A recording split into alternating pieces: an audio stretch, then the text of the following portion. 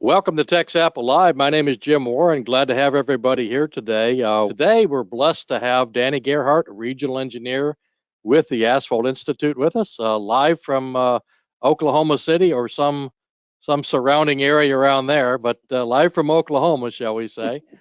Danny is going to talk to us about the importance of smooth, quiet pavements. Danny, how are you? Man, I'm doing great. It's great to join you all today, and I'm looking forward to doing one of my favorite things, talking about asphalt. Absolutely. It's kind of a life mission, isn't it? It sure is. How long you been doing it now? Gosh, I'm at about 36 years. 36 years. Yeah. Okay. Well, you're finally through the probationary period, I assume. That's right. All right. Kind of. You can settle down a little bit and just have fun. That's right. All right. Well, let's go ahead. Let's go ahead and get your slide thing fired up, and all right. We will be ready when you are. And okay. You're going to go ahead and get started, and I'm going to bug you along the way. So sounds perfect. Bring it on. Everybody. Welcome, Danny Gierhart. Okay, well, I appreciate it, and appreciate Jim and Harold for having me on. And like Jim mentioned, we're going to talk about the importance of smooth, quiet pavements. And I think definitely there's a lot to think about there. So let me talking about smooth pavements. Jim, I don't know if your kids were like mine, but at a young age, they were able to tell when we moved from one surface type to another, just riding in the back seat, reading their books and so forth. They'd say, yeah, we just got off asphalt, or, oh, yeah, we just got on some asphalt pavement. You know, a real quick story, Danny. When my wife was pregnant, we lived in Maryland, and she would have to drive up to Baltimore every day, and she drove around the Beltway. And at that time, the Beltway was that other pavement type. And it vibrated so bad. And, when women are pregnant, everything kind of sits right on their bladder. And so she'd get on that and she goes, I gotta stop. I gotta stop. So I heard about it every day. And they eventually put SMA on it and everything smoothed right out. So that's my story.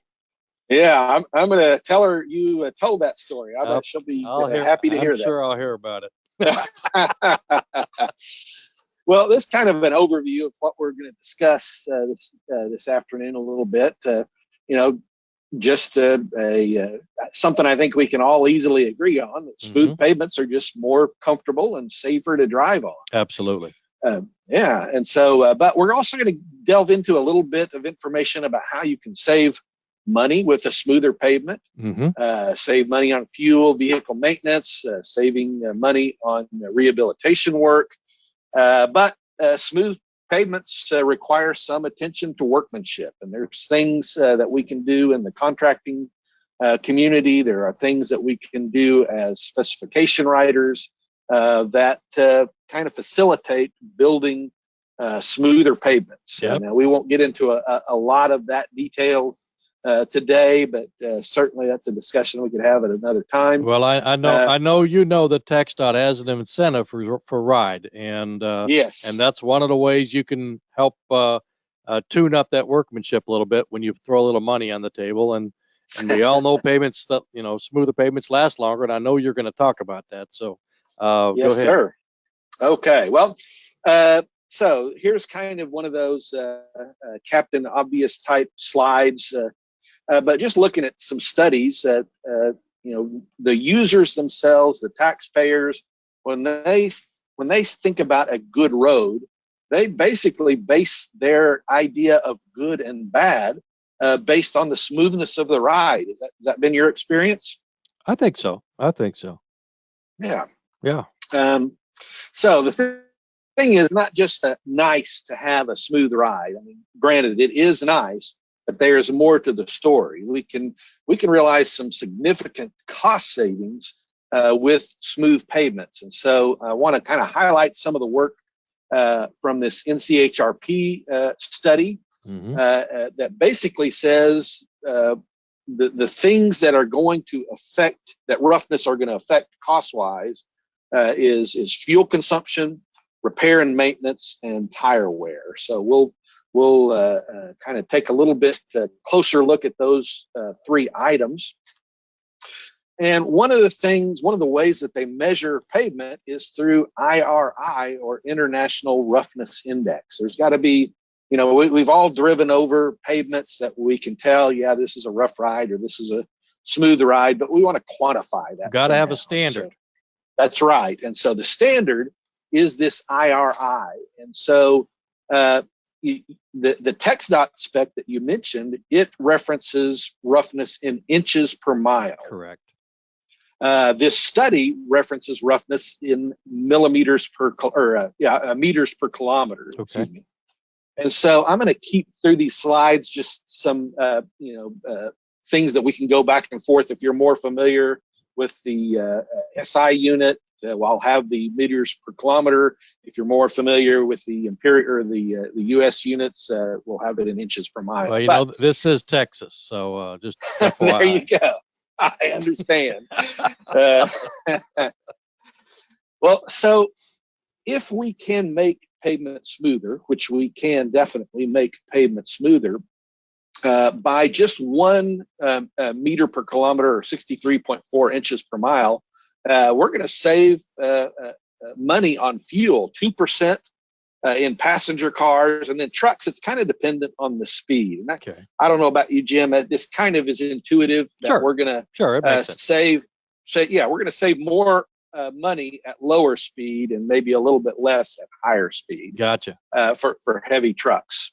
And so that's how that's referenced. But we can talk about this IRI and that kind of stuff, but we kind of want to get a sense of what we're talking about. And so these next few slides, if you're not familiar with IRI or smoothness studies, this will kind of give you a little bit better idea of what we're talking about.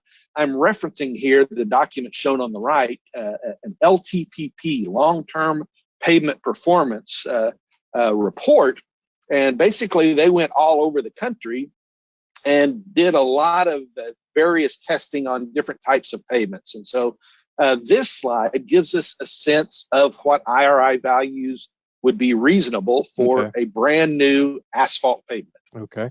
And so the typical standard would be somewhere around 1 meter per kilometer. That's what this, if you look at the y-axis, that's what that is. And so you can see the different states. About 39 inches or so, roughly. Yeah, 1 meter per kilometer is 63.4. Okay. So I've got that down here in the, and so you can see that we have Texas there. Mm-hmm. And so average Texas, and you can also see there's 2 different bars. So for thinner pavement, so that's 4 inches, 100 millimeters, about 4 inches, 0.88 inches or millimeters per kilometer.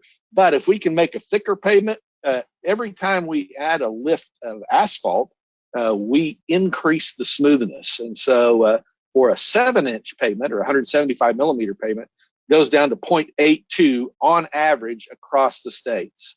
And so you can see 0.8 times 63 is about what, 48?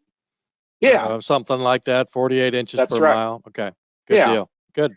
So you can see Texas for the thicker pavements is right there right at 0.8. Okay. So a little bit better, as you might expect in Texas, a little bit better than the national average. And in the Texas specification in the Schedule B Category 1 ride, anything less than 60 inches per mile would be eligible for a bonus. So and so we're going to take a look at that too, Jim, on a slide coming up. Go ahead. That'll kind of make that clear. Okay. So anyway, just getting a feel for the numbers. Here's the numbers for asphalt. Let's take a look at the numbers for PC concrete pavements according to the LTPP study. A little bit across of a these states. And so, I'd say on average, you do the math, that's over 50% rougher for a new concrete pavement over a new asphalt pavement. Ouch. Yeah. And so the other thing I noticed is when we look at those thicknesses, a thicker concrete pavement has the opposite effect. So it's a little bit rougher the thicker it is versus for asphalt. The thicker we make it, the smoother it's going to be. Gotcha. Yeah. So like I say, just getting a sense. Now, here's one that's really going to drive home what happens when we do overlays or rehabilitating a project. And so this study had just a couple of graphs for California. They picked that as kind of their example state. And so you can see kind of the gray hashed bars. Those are the ones before when they decided they needed to do something with this pavement, and how rough was it beforehand. And so now this is for asphalt. All right. And so you can see we have one asphalt project. These are different sections. One that was, over 3. But for the rest of them, they average out about 1.9 to 2. So it's about, that's in the range of 3 times what it was brand new. Sure. Yeah. So that just kind of gives you a sense beforehand. This is what it was. And then these dark black bars, this is what it is after we do the overlay. So now we're back down here in these numbers, anywhere 0.6, 0.7, 0.8. It's a substantial improvement. Oh yeah, it's a real improvement. And so we want to keep those in mind because we're going to show that slide again about what kind of fuel increase we got or fuel improvement we got due to making a smoother pavement. So just keep in mind that we're dropping for asphalt at any rate, maybe a 1 meter per kilometer on average, sometimes up to 2, depending on the project. Okay, here's for concrete. You can see a little bit of a different story here. The lowest IRI before rehab is this section 6. It was at 2.7, but most of them are either at or above 3 meters per kilometer. The average of all these before rehab is 3.2. So that'd be close to 200 inches per mile, almost 190, something like that. That's right. Yeah, wow. Yeah. So 3.2 is going to put you at 200 because 3.2 times 63. Okay. That's going to put you right up there. So that's quite a bit. So when they rehab a concrete project, it drops it down. Not to the asphalt numbers, but it certainly cuts down the roughness when they do that. So here's that TxDOT spec that you were talking about, Jim. Yep. And yeah, so you see there right where the kind of the no pay adjustment area is right there at that. We said 63.4 inches per mile is right at 1 meter per kilometer. So that's kind of right at where it's good, but not good enough for a bonus, but not so bad that we're going to take money away. Yeah, that 60 to 65 is that kind of that null zone, or right there at 100% pay. No more, no less. Right. Okay. So you want to look at these schedule numbers up there at the top, and schedule 1. That's asphalt. So that blue line, that represents the smoothness requirements for asphalt. The red dashed line is for concrete. And so that comes in different flavors. CRCP, continually reinforced. The CPCD is a jointed concrete pavement, so forth. And you can see you kind of get a break. In fact, you get a break on the pay deduction side. I think TxDOT inherently knows that concrete is just a rougher surface type, and so they're not going to hold them to the same standard that they're going to hold asphalt to. It's interesting, though, the consumer feels the same thing, though. Yeah, that's right. That's right. And so if we go back to what those averages were, for new concrete, that was 82.4 inches per mile. That was the average for new concrete. So that's already on average over here on the TxDOT side, whereas the average for new asphalt, that was 52.0 inches per mile. I did that math for us. Okay. So we're back here on the bonus side. That's 30 some inches a mile difference. Yeah. So that's a big difference for brand new pavement. Not to mention the big difference between before we're going to call it necessary for rehab. Right. Okay, so looking back at these numbers, this is just the same slide as before. We're going to save for just depending on how you look at it, if the roughness increases by 1 meter per kilometer, we're going to set, it's going to cost us 2% more in fuel on average. We saw on the concrete ones that could go 2 inches per millimeter. So that's a 4%, right, basically increase for that type of a surface before we start to feel like we want to rehab. And certainly there's a lot of surfaces out there that are much higher than that. We just either can't afford to budget to resurface or what. So let's do a little math here. One of my favorite things, used to be a math major before I became an engineer. So this is pretty simple. You look up at this U.S. Energy Information Administration site, and it's saying that Americans used 142 billion gallons of motor gas. Wow. Yeah, that's a B. Whoa. Yeah, so we say motor gasoline as opposed to aviation gasoline. Right. So big number. So I think we could make roads smoother nationally, especially with new asphalt, which is just inherently a smoother product. So if we saved 4% of the fuel consumed, what's 4% of 142 billion gallons? Well, that's basically 5.7 billion gallons. That's a lot of gas. Mm-hmm. And aren't gas prices like spiking horribly now? Yeah, down here. Okay, yeah. So if you look at the AAA prices as of just a few weeks ago, average nationwide was $2.87 a gallon. So applying that cost to that 5.7 billion gallons saved, that is, $16 billion plus $16.4 billion saved by smoother roads. So it's, like I say, smoother roads isn't just one of those deals. It's kind of nice to have a smoother road. There's some real cost savings that I think people need to hear about, right? Absolutely.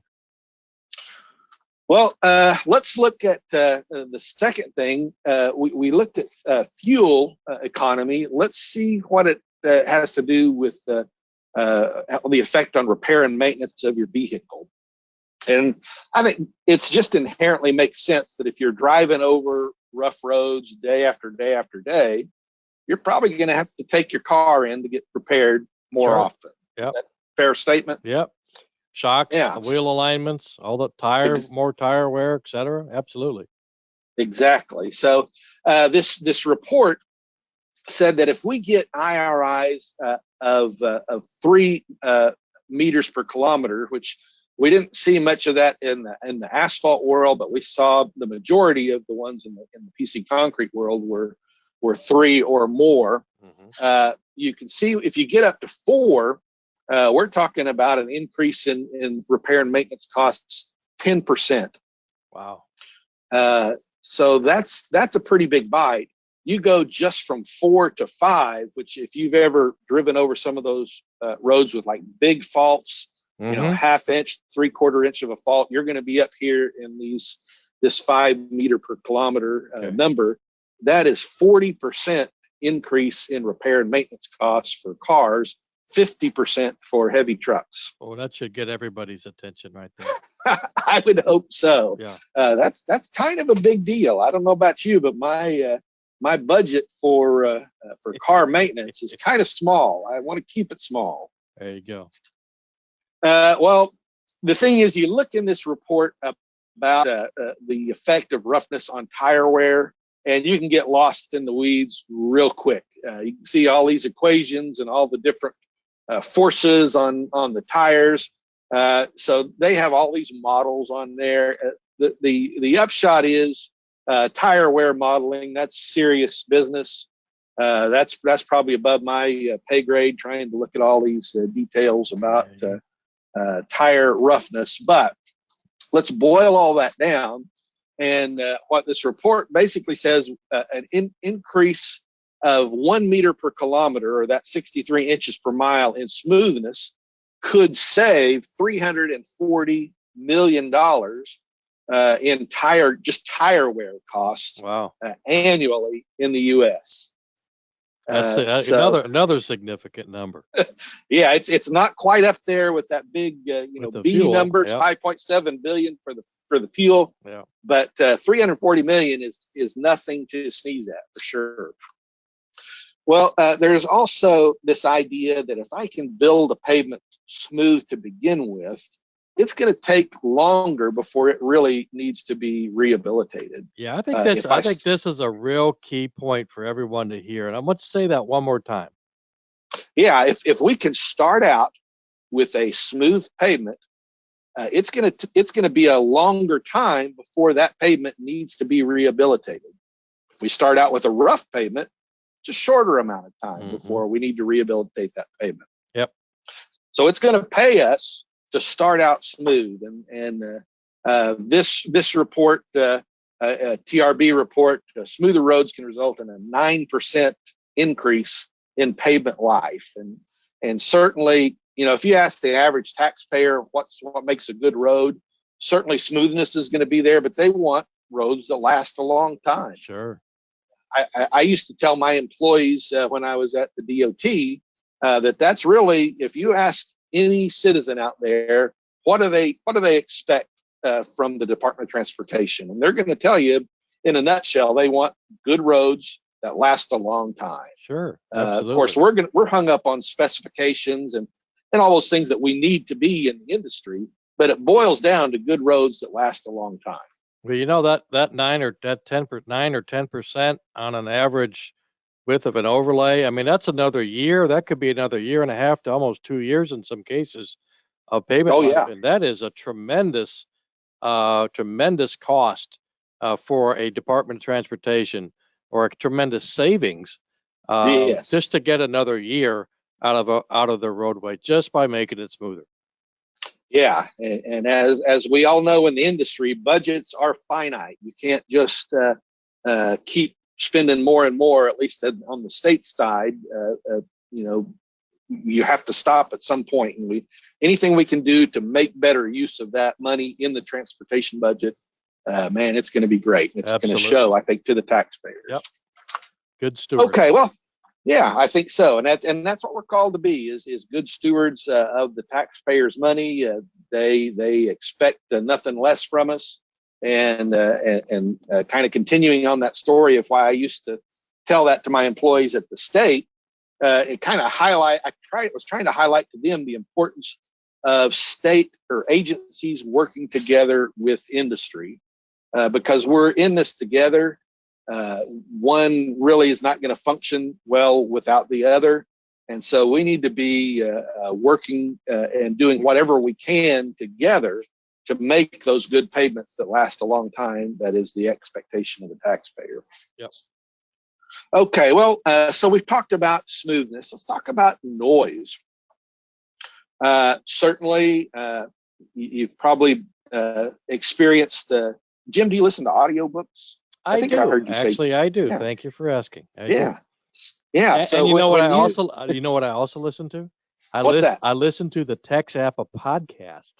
So there's a shameless plug to listen to our podcast while you're driving, and we'd love to have everybody. Got a new one coming out tomorrow on the women of asphalt on our TXAPA podcast. So there you go, Jen and Emily. I put in a plug for you guys. So, but you're absolutely right. Again, a story with my wife.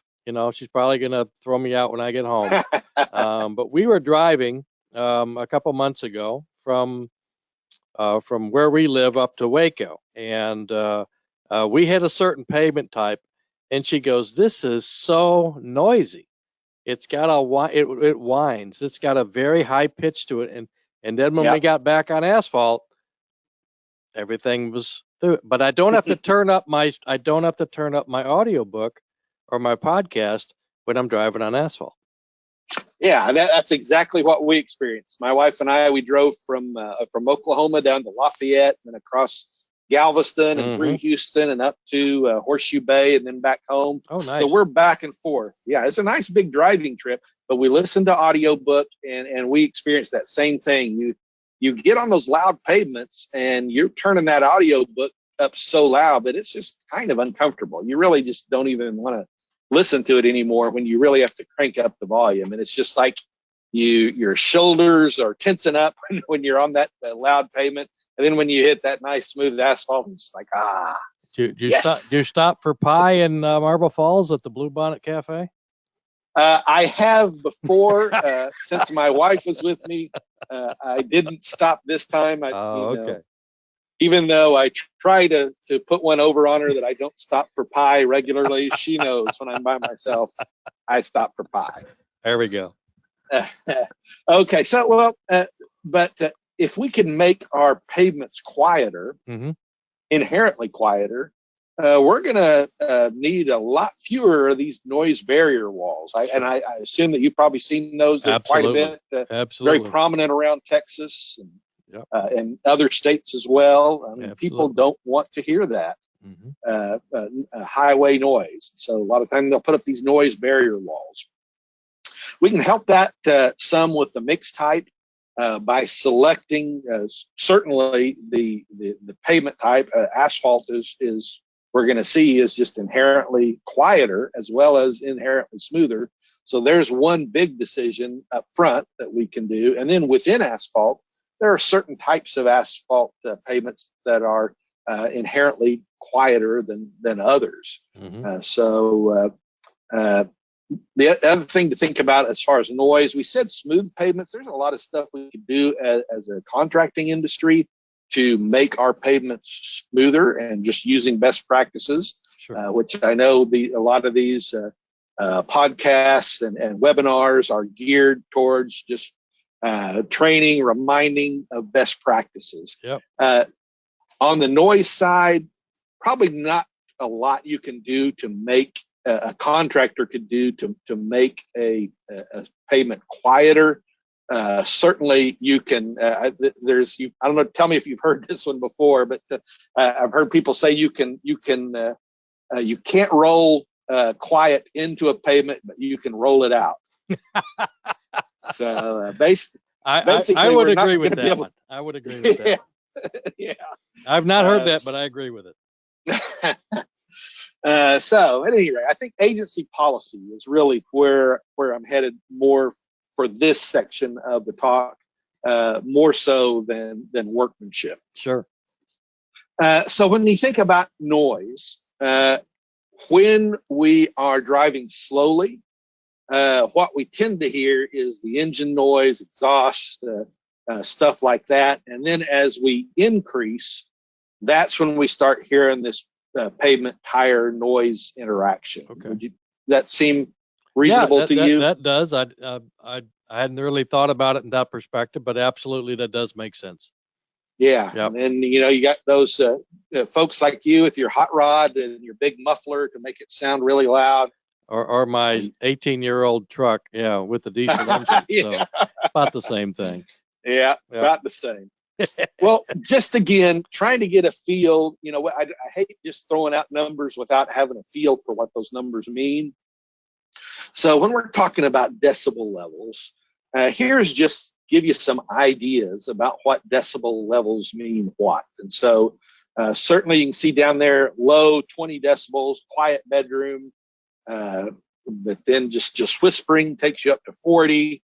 Just a normal conversation's up around 60. The FHWA guideline says you might want to make sure that you can get your pavement tire noise interaction in this range. Okay. It's right there around the range of normal conversation. And then you start getting not too much higher than that, hearing hazards. So it doesn't take a lot of decibels to really ramp up what we perceive as noise. Yeah, I think that's really the key takeaway when people understand that just a couple decibels makes a huge, like 3 decibels doubles the sound pressure, something exactly. like that. Yeah, it's massive. So a small reduction in decibels is a tremendous reduction in the effect on other people. Yeah, so I think that's really important to keep in mind as we talk about this, that we're not talking about needing a 50 decibel reduction. Okay. You know, 3 is a big reduction. Hey, 6 hey, is incredible. we did get a comment in here. Have you tried the chocolate cake or creme brulee at La Baguette Bistro in Oklahoma City? Oh, you better believe I have. You look at me, you know that I've You've got a body by La Baguette. Baguette. Okay. That's right. All right, we got it. So thank you for whoever made that. That was comment. from Kevin Suter, so one of your friends. Oh, So, okay. Hey, Kevin. there you go. So yeah, so I'll be headed there right after this. Kevin and I actually ate lunch at La Baguette like 3 weeks ago or 2 weeks ago. Okay, well, so let's we're keeping that in mind. Of course, the rock concert. You probably never went to a rock concert. I've been to life, one, maybe a couple. Yeah, maybe a and couple. they hurt my ears. Yeah, they're loud. I probably have some hearing loss from my concerts that I went to as a young person. So when you had long hair. When I had long hair, which I'm embarrassed for people to see my high school yearbook photo, because not only did I have that long 70s hair, I curled it under with like a round brush. Oh, you're the man. So yeah, you're the man. I had my 70s leisure suit and the 70s hair, and man, I was awesome. Well, when we're talking about changes in decibel levels or what you hear, the point of this slide is when you have a long traffic stream, it's twice as noisy as just a single vehicle driving by. Mm-hmm. And you've got the little formula there about the distances. So yeah, I think that makes sense. And this is what you said, Jim. Oh, there we exactly. Go. Okay. Yeah, 3 decibels. If I basically doubling traffic adds 3 decibels, or if we look at that the other way around, if we can cut the sound by 3 decibels, that's the same effect as cutting that traffic noise in half. Wow, that's a big thing. That is a really big thing. It really is. It still amazes me that, and it's just the scale that 3 decibels is all it takes to make that big change. Okay, well, so what can we do to reduce noise? Well, we could eliminate noise at the source. Mm-hmm. So we could either eliminate or reduce the noise at the source. Certainly, there's going to always be, when we're talking about pavement tire interaction, there's always going to be some level of noise. So it's more for when we're talking about asphalt, we're talking about reducing it. Mm-hmm. But distance, we can also take the source of the noise further away. So you could build your housing additions, further away from the roads, for example, and that would reduce the noise. Very common sense. And then we have this idea with the noise barrier walls that we can put an obstacle in the path between that noise and what we hear at home if we're by the roadway. Gotcha. So that's the purpose of those. Mm-hmm. This gives us just a rough idea over a lot of existing pavements. So these aren't new pavements of what we're hearing. And so you can see the blue, the darker blue is open graded or rubberized asphalt pavements. Mm-hmm. Tend to be in general quiet, but you can see some blue, further on down the line. Sure. So that's not a guarantee, but in general, if I make an open graded mix or have some rubber in the binder, mm-hmm. that's going to be about our quietest option. Okay. Next is this cyan color. You can see the cyan is kind of in the middle there. Okay. That's just a DGA. It's not Danny Gierhart asphalt. That's dense graded asphalt. So that'd be our super pave mixes and our D mixes, our 3076, 3077 mixes. Standard kind of mixes. Yep. Yeah. Yep. And I don't know about Texas. I have a feeling it's the same as in Oklahoma and most other states that, high 90% of your asphalt roadways are going to be a dense graded asphalt. Yep. You probably have a much smaller percentage of open graded type mixes or rubberized mixes. Yep. And then the yellow kind of dominates the higher end of the decibel range, and that's the PCC pavements. Gotcha. Now, I want to draw attention to the decibel levels, and we were talking about 3 decibels. Yeah, makes crazy. a huge difference. Yep. What do you see there, Jim, as the highest sounded the highest sounded decibel level there? 110. Yeah, 109, yeah, 110. yeah. And then the quietest, about a 95.5 or so. Yeah, so we said we're having the sound, having the traffic sound, but with 3 decimals. How many 3 decimals are there between that quietest and the highest? Here I am making you do some math. We get about you get 10, 12, almost 4 times. Yeah. Wow. So we're having and having and having and having again. Wow. We're really, I mean, that's giving you some sense of how much quieter these quiet asphalt pavements are than your typical PCC pavements. 3 times. Yep. Okay. Good deal. Yeah. Hey, next time you got to warn me if you're going to make me do math. I got to get my phone out. So that's right. All right. Sorry about that. I put you on the spot. I don't know. So we can reduce noise by pavement type selection alone. Sure. That, like we said, that's an agency decision, but that's a message I think that our agency folks need to hear and really even see the scale of that is it's significant. Such a big difference. I mean, even the average of the PC somewhere in that 102, 103, 104, and the average of the open graded being around 97. There's still 6 decibel difference between there, and that is, I mean, that's 6 decibels. That's 2 times 3 is 6. That's double. So that's a big deal. Yep.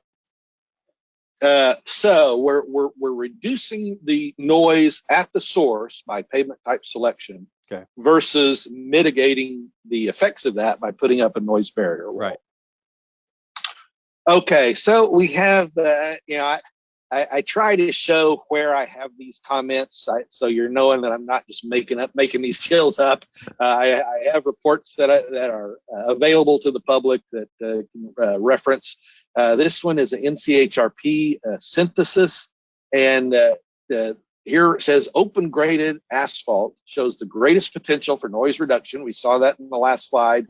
Reduction when compared to dense graded asphalt range from 1 to 9 decibels. Wow.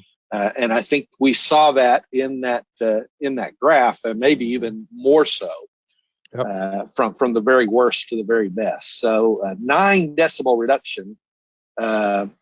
And now this is what they said in the report. That was reduction in traffic noise by 50%. Now that's a different thing, and it's kind of hard to get a handle on these noise things. That's different than having the traffic. Right. This is having the noise, not having the traffic. Hey, I'll take a 50% reduction.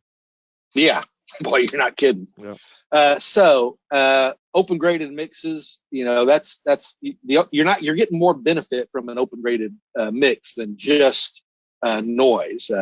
This is a nice picture where on the left side of the screen we've got 1 lane that they put down with the open graded mix, and then the other 2 lanes do not have an open graded mix. And so you can see that the tire spray on the ones without the open graded mix. You see the glare from the headlights on the water on the surface, which you don't see on the open graded mix. So you get a lot of safety and noise benefits from open graded mixes. And so we tend to see these in areas where there's a lot of traffic, a lot of congestion, because it is such a good safety mix and a big noise benefit. Gotcha. Okay, so good specs can result in quieter pavements, and this just kind of we've already kind of talked about this. In general, this is how it goes. If the loudest pavements are the jointed concrete pavements, and then next quieter would be continually reinforced, still louder than a dense graded asphalt super pave mix. We get quieter when we use an SMA mix, which I know TxDOT, Texas has a lot of SMA Yes, sir. down all over the state. Yep. And then these permeable friction course or the open braided mixes are the quietest. Yep. So nice visual there to kind of give us a sense of what's going on. We're moving in the right direction. I think so, yeah. So, we talked about, one thing we could do to mitigate noise is increase the distance between the noise that's generated and the people that hear it. And so you could have a situation like this where you have the houses a long way away from the roadway, but that takes a lot of right of way, right? Yeah. And it takes a lot of earthwork to do that. And this really just isn't an option for urban areas. There's no way you're going to be able to just have that wide open area between the roadway and buildings and so forth. It's just really not an option. But that, like I say, that's one way we could do it. I just don't think that's a very effective way to do it, or I guess a very easy way to do it. We talked about noise barrier walls, and the thing is, FHWA, the only way they're going to put dollars in it is with a noise barrier wall. And so these noise barrier walls will reduce the decibels 5 to 8 decibels for certain people. We'll kind of look at that. Mm-hmm. Effective only if there's no line of sight. So in other words, we can't see the houses, at least from this angle. And so we have maximum effectiveness there. Reflected noise, though, back off of the noise barrier walls back into traffic is sure. Can be an issue. It's got to go somewhere. It's just going to bounce around. Yeah, exactly. And so the thing is, a noise barrier wall doesn't reduce the noise at the source. It's just trying to contain it in some way. So when we're looking at these noise barrier walls, we mentioned about the importance of line of sight. And so this graphic kind of demonstrates that if my house is up on a hill or something, I'm not getting any benefit from that noise barrier wall. The houses that are on the other side of the noise barrier wall, but lower than the noise barrier wall, they're getting benefit. But say line of sight's really important. And then also when we have a neighborhood that extends out, those houses that are closest to the noise barrier wall, they get some benefit. But as you increase the distance away from that, you're losing quite a bit of noise reduction, down to no noise reduction. Okay. When you get to those second and third tier homes. Same way if we have an entrance, certainly wherever that noise barrier wall isn't, it's not doing anything about the noise. So the noise can get in there. And again, if you're one of those houses lucky enough to be right behind the barrier wall, you're seeing that 5 to 8 decibel reduction. But further you are down the street, when there's an opening, you're really not doing anything. Okay, so summarizing this whole thing, we're right at about 45 minutes here. Smooth and quiet pavements. The data shows, it's not just that we're an asphalt group and we're talking up asphalt. The data shows that smooth and quiet pavements are made possible by asphalt pavements, much more so than PCC pavements. Yeah. And that's just a fact. Mm-hmm. And like we said in our stories, they're more comfortable and safer to drive on. We're going to save money on not only fuel, but vehicle maintenance. We're going to save money on rehabilitation projects if we start out smoother. Certainly, the smooth pavements require some additional attention to workmanship, and there's a lot of things we can do to make a pavement smoother. But all of these are facilitated by good specifications. So certainly TxDOT has taken a step in the right direction with that pay chart that rewards smooth pavements and penalizes rough pavements. Mm-hmm. So that's an example of good specification. So I think that's about all I have, Jim. Do you have some comments to wrap us up? Why don't you come off the slide deck there, and then we can chat just for a second. No, Okay. I think you did a great job, Danny. I think you reinforced a lot of the issues that we talk about in the classes, and all the information that we put out covered the same kinds of things. I think it's important for people to understand how important those small decibel changes really mean, and even what TxDOT is doing as far as choosing certain types of mixes, not just for sound, but primarily for safety. But they're also getting that sound benefit by using SMA, by using the porous friction courses on these heavily traveled roadways. They're getting the longevity of the life of the SMA, a stronger mix, if you will, with polymers and everything else that's in it.